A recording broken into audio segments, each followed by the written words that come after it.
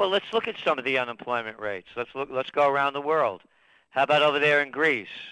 You know, the official rate is 22%, but that's the official rate. It's much higher than that. And then when you look at youth unemployment, you're looking at over 50%.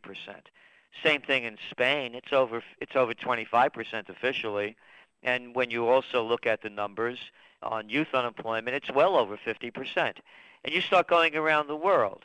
Look at the currency crisis going on among the BRIC nations right now. You know, the rupee, the Indian rupee is in free fall. They can't juice up the Brazilian market, even though the economy, even though they're dumping hundreds of billions of real into it. We're looking at the numbers coming out of China, and it's a slowdown across the board. The housing bubble looks like it's bursting. I'm not making these things up. Okay. So why hasn't it been a full-fledged depression? It's very simple. What is Spain asking for as the Euro leaders are meeting? Oh, how about another 120 billion euros to give to our banks? And what did they say just several months ago? We're going to need about 19 billion to bail out the whole system. So when you look at everything that they've said and everything that is, we just can't see this continuing to go on. What happens, though, if you go back into that situation that we had in the late 1920s, early 1930s? Because many people say the only way that the world came out of this was with a world war. Now, no one would wish that, so we have to come up with a different solution, surely. Well, again, go play the timeline and do the parallel. You had the crash of 1929, the Great Depression. We had the panic of '08. We're in a Great Depression in many countries. Then you had currency wars. You got them going on right now. And then you have trade wars. They're heating up. And then real wars. And when you look at the same parallel, it's happening. Look, there's a war in Syria, and the NATO people are trumping it up already that they want to get involved in it since that Turkish jet was shot down ostensibly over Syrian airspace. And all the reports that I've seen was that the plane did in fact come down over Syrian water, and it was shot down from flying at low levels. But you heard all the NATO people saying an attack on a Syrian warplane is an attack on NATO. Then you look at the war in Libya that they started last year. Look at the civil war that has now erupted over there. Then you go to Yemen. It's a civil war. There's no end. You go to Sudan, you go to Somalia. Take a trip over to Bahrain. Riots virtually every day that are barely being reported couldn't be because the U.S. Fifth Fleet is there, and the Saudis are occupying also Bahrain to help put down the riots. Keep moving around. You see every day virtually uprising and strikes going in Greece and Spain.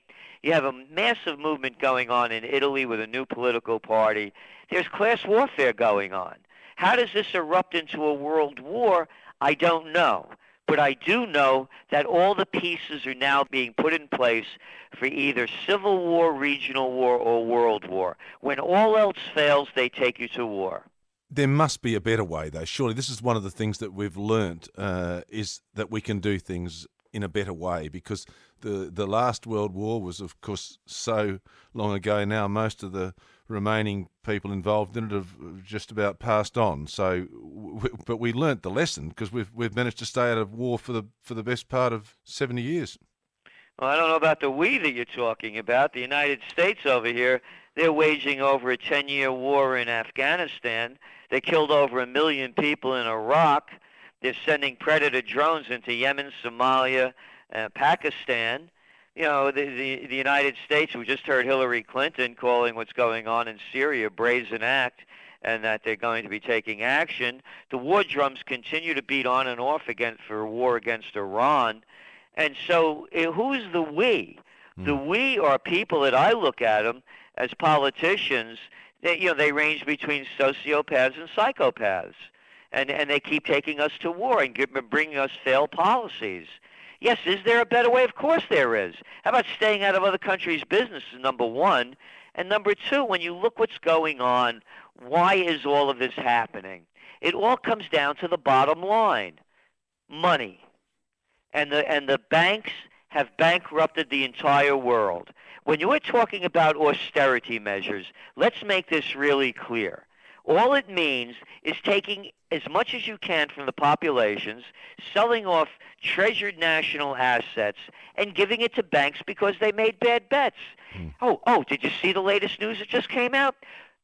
Barclays, that wonderful bank over there in the UK, they just got fined $200 million US for fixing the LIBOR rates. Those are the interest rates, the overnight interest rates. They were fixing the rates. They got caught doing it. Everybody's paying more on their credit cards, on their auto loans, on their mortgages. Go across the board. Everything has been regulated by the criminals at Barclays. $200 million lousy fine.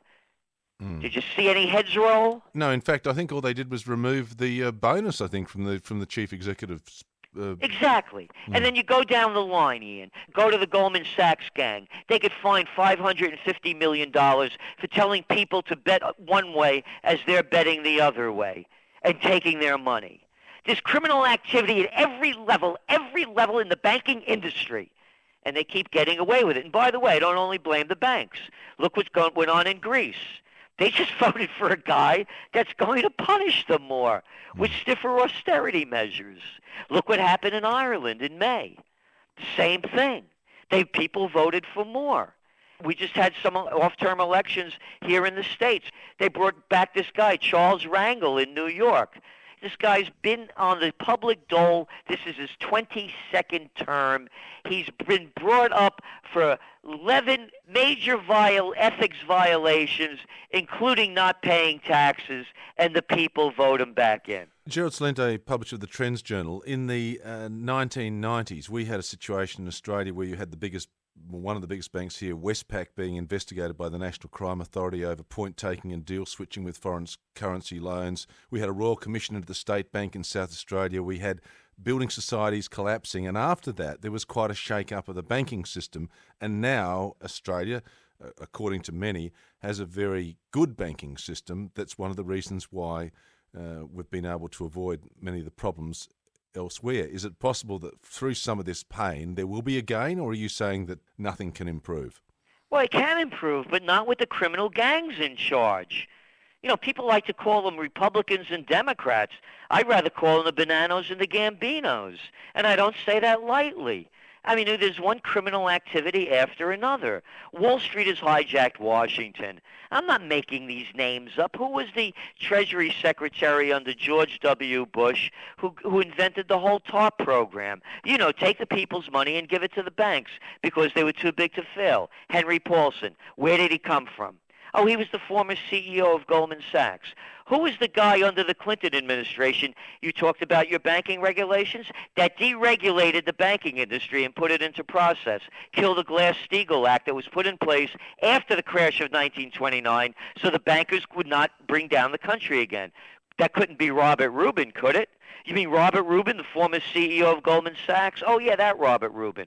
Who was the guy that just brought down MF Global, you know, the Commodities Future Trading Group over there, that stole money, including mine, out of segregated accounts? Oh, that was John Corzine. Where was he from? He couldn't have been the CEO of Goldman Sachs before Henry Paulson, could he? And the former governor and senator of New York. Who's the head of the European Central Bank? Couldn't be Mario Draghi, the former head of the European division of Goldman Sachs that helped do the dirty deal that got Greece into the Eurozone, could it be? It's one after another. The bankers have taken over basically the world. Well, then, if that's the case, and they're calling the tune, how will you have reform? Maybe the Australians should step in and show people how to do things. Yeah, exactly. But the corruption is so rampant here. You see, they have a thing here. They call them campaign contributions, and you see who gives the legislators all the money. It's most of it coming from the financial sector. They call it campaign contributions. Adults call it bribes and payoffs. So what I'm a matter of fact, what I'm recommending in America, we don't have a choice in our election. By the way, just a little quick background. I began my career running political campaigns in Westchester County. It's the most affluent county in all of America. I was the assistant to the Secretary of the New York State Senate. I taught at St. John's University, American Politics and Campaign Technology, going back to 1972. I know what this system looks like. And what I'm saying to the people, if you're going to again vote for a lesser of two evils, you deserve what you get. I'm calling for a voter's strike. I'm saying if 40% or less of the people vote, we could call this an illegitimate election. And I mentioned I've been in this business a lot of years. And I can tell you, Ian, in my entire career, there has never been less interest in a presidential campaign as there is in the United States as it's shaping up between Romney and Obama. Very, very few people care. Only the people that belong to the political clubs and that bow to the political gods are interested. Well, what will happen if you, for example, had a voter turnout of, say, 25%? In other words, 3/4 of the population decided they wouldn't vote. What would happen? Would you then? We want another slate. These people are unacceptable. Stop giving us these losers. How about representing us? Can anybody handle that one? So what happens is they come up with this baloney line. Well, if you don't vote, then you have no right to complain. That's a lot of malarkey. If you vote for one of the lesser of two evils, you have an evil. I'll ask you, would you have a partnership with an evil? Would you marry an evil? Would you want to have co-workers that are evil? Oh, but you're going to elect someone to run your country that's an evil? A lesser of two evils like being almost pregnant.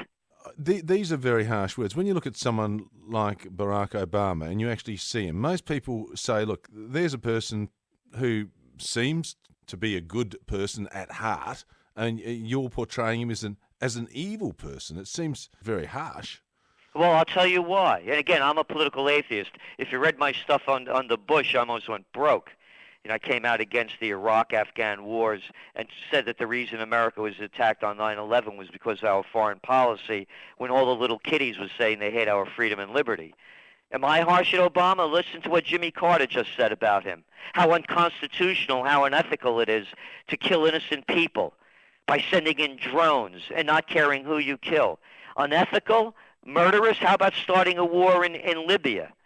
How about the wars that continue to go on in Afghanistan? To be fair, the Americans are pulling out of Afghanistan along with the Australians. So is it possible that the world is turning that corner? Well, again, how many people do you have to kill before you become a mass murderer? And again, when are they going to pull out? In 2014, they're going to keep troops there, just like they have a huge presence still in Iraq. And now they're talking, and they continued war talk about Libya and more war talk about Iran.